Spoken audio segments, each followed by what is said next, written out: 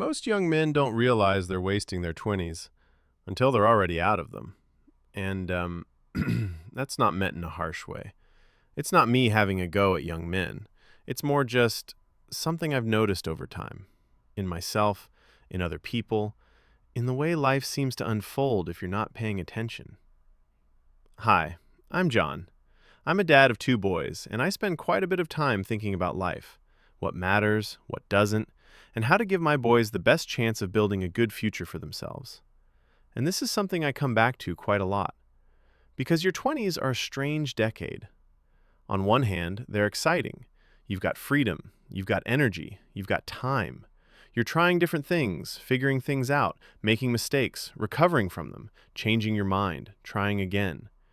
And that's all normal. In fact, that's probably exactly what your 20s are for. You're not supposed to have everything sorted. You're not supposed to know exactly who you are, what you want, where you're going, and what your 5-year plan looks like in a laminated folder. If you did, to be honest, you'd probably be a bit strange. But on the other hand, your 20s are also one of the most important decades of your life. And that's the part a lot of young men don't really see when they're in the middle of it. Because when you're 22, or 25, or even 28, midlife feels miles away. It feels like someone else's problem, something for older people, something future you will deal with. And future you, in your head, is always more disciplined, more sorted, more financially sensible, fitter, calmer, and probably owns some shelves he actually put up himself. But the truth is, future you is built by current you. That's the bit that's easy to miss. Because while it feels like nothing much is happening in your 20s, a lot is happening. Your habits are forming. Your standards are forming. The way you speak to people is forming. The way you treat yourself is forming. The way you spend your evenings, your weekends, your money, your energy, your attention, all of that is slowly becoming your normal. And that normal comes with you. That's what I think a lot of young men underestimate. They think they can drift now and get serious later. They think they can waste a few years, float along, take life properly seriously at some point, and then just switch into a new mode. But it doesn't really work like that. You can absolutely change later. Of course you can. People do. Lives can improve massively later on. But it gets harder. That's the honest bit. Not impossible, just harder. Because as you get older, life usually gets fuller. There's more responsibility, more demands, less spare time, sometimes less energy. If you meet a partner, that changes things. If you have children, that changes things even more. If your career becomes more serious, that brings pressure too. And suddenly, the things you could have started building earlier, your health, your money, your discipline, your confidence, your relationships, now need to be built while life is already moving at full speed. And that's where regret can creep in. Not dramatic regret necessarily, just those quiet thoughts. I probably should have started earlier. I wish I'd taken that more seriously. I had more time than I realized.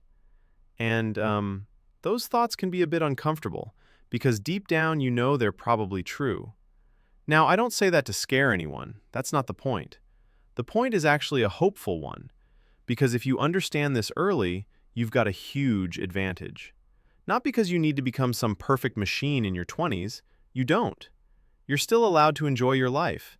You're allowed to be young. You're allowed to make mistakes, have fun, change direction, get things wrong, and learn. But there's a big difference between learning and drifting. Learning moves you forward. Drifting keeps you in place. And I think a lot of young men tell themselves they're figuring things out, when really, they're just avoiding difficult choices. Again, not always, but sometimes. And it's understandable, because difficult choices are, well, difficult.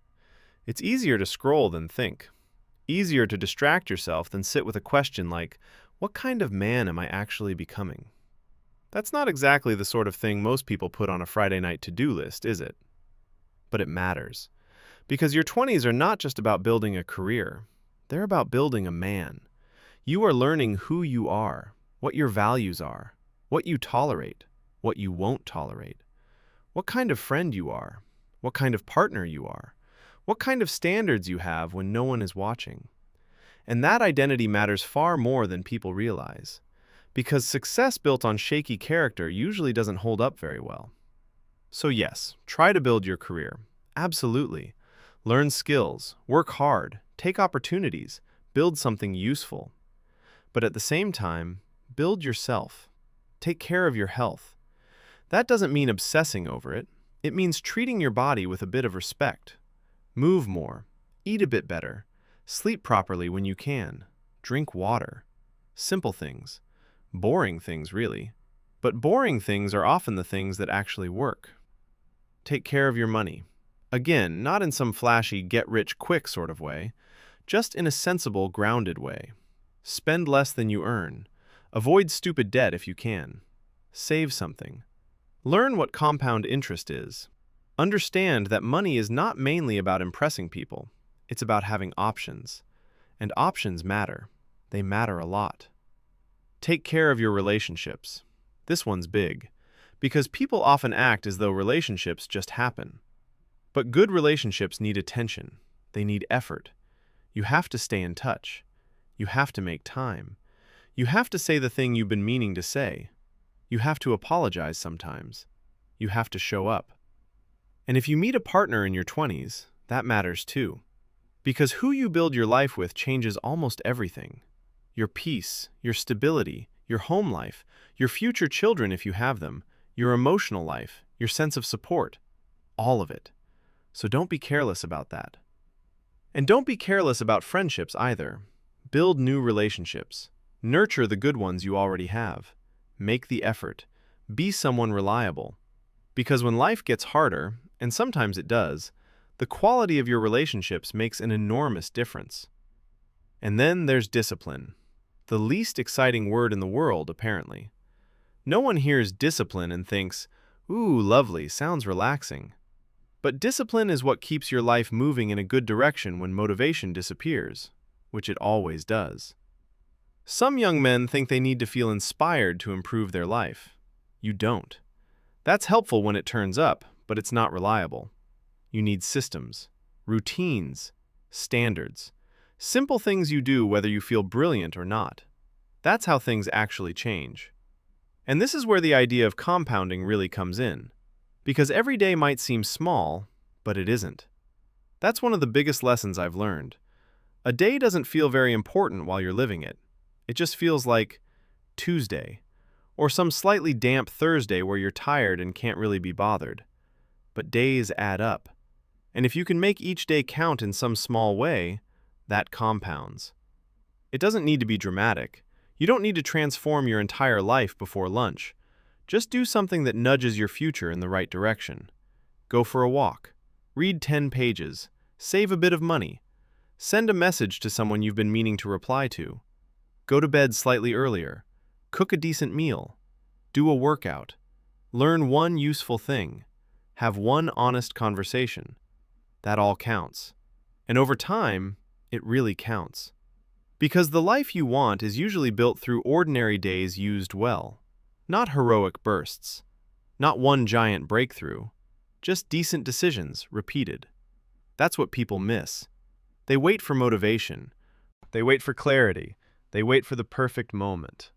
But your life is being shaped while you wait. That's the uncomfortable truth. And I think this is where some young men lose years without meaning to. Not because they're lazy, not because they're hopeless, not because they're bad people, but because no one really explained to them that time gets used up whether you direct it or not. And when you're young, it feels endless, until suddenly it doesn't. Then you're in your late 30s or your 40s, wondering how exactly that happened, and why your back now seems to have opinions about basic household tasks. And if you did lay some groundwork early, you feel grateful, really grateful. You feel grateful you looked after your health a bit, grateful you didn't spend every penny you earned, grateful you built some strong relationships, grateful you learned how to work hard at something, grateful you built some discipline. Because midlife does come. And when it does, you'll be very glad you didn't treat your younger years like they didn't matter. That's the point. Not panic, not pressure, just awareness. Your 20s are not the whole story, but they are a very important chapter. And if my boys ever watch this one day, I hope they understand that earlier than I did. I don't need them to be perfect. I don't need them to have everything sorted by 25. That's not realistic. But I do hope they understand that the small things matter, that days matter, that health, money, relationships, and character all need attention. That building a good future doesn't happen in one big dramatic moment.